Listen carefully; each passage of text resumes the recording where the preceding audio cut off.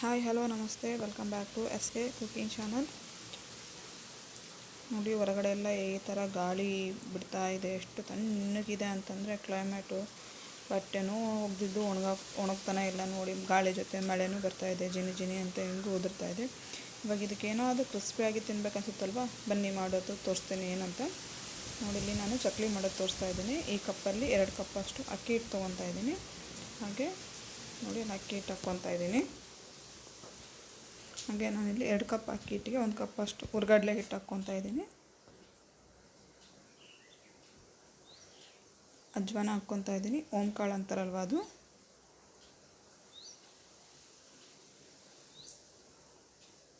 ಹಾಗೆ ನಾನಿಲ್ಲಿ ಚಿಟಿಗೆ ಅಷ್ಟು ಅಡುಗೆ ಸೋಡಾ ಹಾಕ್ಕೊತಾ ಇದ್ದೀನಿ. ಅಡುಗೆ ಸೋಡಾ ಜಾಸ್ತಿ ಹಾಕ್ಕೋಬಾರ್ದು, ಎಣ್ಣೆ ಇಟ್ಕೊಂಡ್ಬಿಡುತ್ತೆ. ಹಾಗೆ ರುಚಿಗೆ ತಕ್ಕಷ್ಟು ಉಪ್ಪು, ಖಾರ, ಇವೆಲ್ಲನೂ ಚೆನ್ನಾಗಿ ಮಿಕ್ಸ್ ಮಾಡ್ಕೊಳ್ಳೋಣ. ಇವಾಗ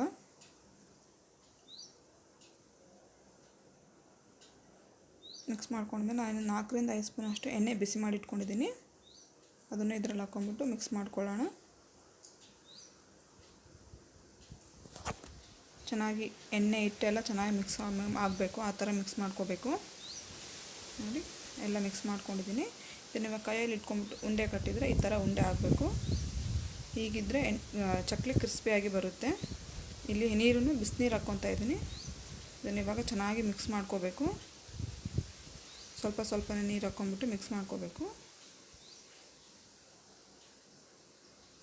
ನೋಡಿ, ಇವಾಗ ಹಿಟ್ಟು ರೆಡಿಯಾಗಿದೆ. ಹಿಟ್ಟು ನೋಡಿ, ಇಲ್ಲಿ ಕರೆಕ್ಟಾಗಿದೆ. ಫುಲ್ ಗಟ್ಟಿಯಾಗಿಲ್ಲ, ಹಾಗಂತ ಫುಲ್ ಮೆತ್ತಗಿಲ್ಲ, ಮೀಡಿಯಮ್ ಆಗಿದೆ.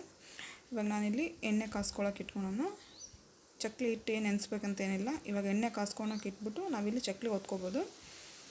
ನೋಡಿ, ಇಲ್ಲಿ ನಾನು ಚಕ್ಲಿ ಪಾವು ತೋರಿಸ್ತಾ ಇದ್ದೀನಿ. ಇದರಲ್ಲಿ ನಾನಿವಾಗ ಚಕ್ಲಿ ಮಾಡ್ಕೊತಾ ಇದ್ದೀನಿ. ನಿಮಗೆ ಈ ಥರ ಸಿಕ್ಕಿಲ್ಲ ಅಂದರೆ ಎಣ್ಣೆ ಪಾಕೆಟ್ ಇರುತ್ತಲ್ವ, ಅದರಲ್ಲೂ ಮಾಡ್ಕೋಬೋದು.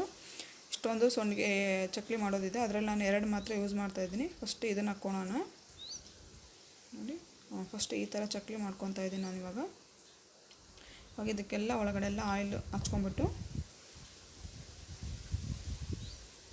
ಸ್ವಲ್ಪನೇ ಇಟ್ಟು, ಅದಕ್ಕೆ ಎಷ್ಟು ಬೇಕು ಅಷ್ಟು ಇಟ್ಟು ಹಾಕ್ಕೋಬೇಕು. ಹಾಕ್ಕೊಂಬಿಟ್ಟು ನೀಟಾಗಿ ಒಳಗಡೆ ಎಲ್ಲ ಒತ್ಕೋಬೇಕು.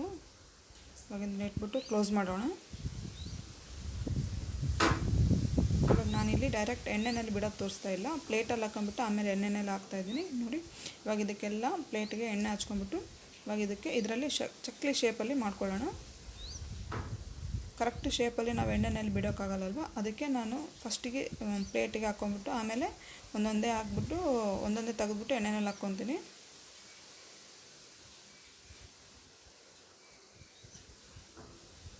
ಎಡ್ಜಲ್ಲಿ ಸ್ವಲ್ಪ ಗಟ್ಟಿಯಾಗಿ ಒತ್ಕೋಬೇಕು, ಇಲ್ಲಾಂದರೆ ಎಣ್ಣೆಯಲ್ಲಿ ಬಿಟ್ಕೊಂಡ್ಬಿಡುತ್ತೆ. ಇವಾಗ ಒಂದೊಂದೇ ಎಣ್ಣೆಯಲ್ಲಿ ಹಾಕ್ಬಿಟ್ಟು ಕರಿಯೋಣ. ನಾನಿಲ್ಲಿ ಕೆಲವೊಂದು ತುದಿಯೆಲ್ಲ ನೀಟಾಗಿ ಒತ್ಕೊಂಡಿಲ್ಲ, ಸ್ವಲ್ಪ ಅಗಲ ಆಗ್ತಾಯಿದೆ ಎಣ್ಣೆಯಲ್ಲಿ. ಪೂರ್ತಿ ಬಿಟ್ಕೊಳಲ್ಲ, ಸ್ವಲ್ಪನೇ ಬಿಟ್ಕೊಳ್ಳುತ್ತೆ. ತುಂಬ ಟೇಸ್ಟಿಯಾಗಿರುತ್ತೆ, ಕ್ರಿಸ್ಪಿಯಾಗೂ ಬರುತ್ತೆ. ಈ ಥರ ಮನೆಯಲ್ಲಿ ಮಾಡಿಟ್ಕೊಳ್ಳೋದ್ರಿಂದ ಮಕ್ಕಳು ಸ್ಕೂಲಿಂದ ಬಂದ ತಕ್ಷಣ ಕೊಡೋದಕ್ಕೆ ಚೆನ್ನಾಗಿರುತ್ತೆ. ನೋಡಿ, ಚಕ್ಲಿ ರೆಡಿಯಾಗಿದೆ. ನಾನಿಲ್ಲಿ ನನಗೆ ಇನ್ನೊಂದು ಶೇಪ್ ತೋರಿಸಿದಲ್ವ, ಚಿಕ್ಕ ಹೋಲ್ ಇರುತ್ತಲ್ವ, ಅದರಲ್ಲೂ ಸ್ವಲ್ಪ ಮಾಡ್ಕೊತಾ ಇದ್ದೀನಿ. ಇದನ್ನು ಡೈರೆಕ್ಟ್ ಎಣ್ಣೆಯಲ್ಲೇ ಬಿಟ್ಕೋಬೇಕು.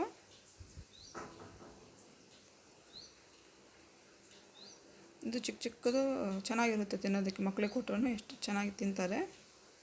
ನೋಡಿ, ಇವಾಗ ಇದನ್ನು ರೆಡಿಯಾಗಿದೆ. ಇದು ಸ್ವಲ್ಪ ಎಣ್ಣೆಯಲ್ಲಿ ತೆಗೆಯೋದಕ್ಕೆ ಕಷ್ಟ ಆಗುತ್ತೆ. ಕ್ರಿಸ್ಪಿ ಆದಂಥ ಚಕ್ಲಿ ರೆಡಿಯಾಗಿದೆ.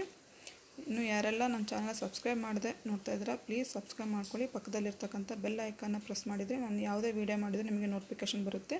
ಹಾಗೆ ಈ ವಿಡಿಯೋ ಇಷ್ಟ ಆದರೆ ಒಂದು ಕಮೆಂಟ್ ಮಾಡಿ, ಲೈಕ್ ಮಾಡಿ, ಹಾಗೆ ನಿಮ್ಮ ಫ್ರೆಂಡ್ಸಿಗೆಲ್ಲ ಶೇರ್ ಮಾಡಿ. ಮತ್ತೆ ಮುಂದಿನ ವೀಡಿಯೋದಲ್ಲಿ ಸಿಗೋಣ. ಅಲ್ಲಿವರೆಗೂ ನಮಸ್ಕಾರ.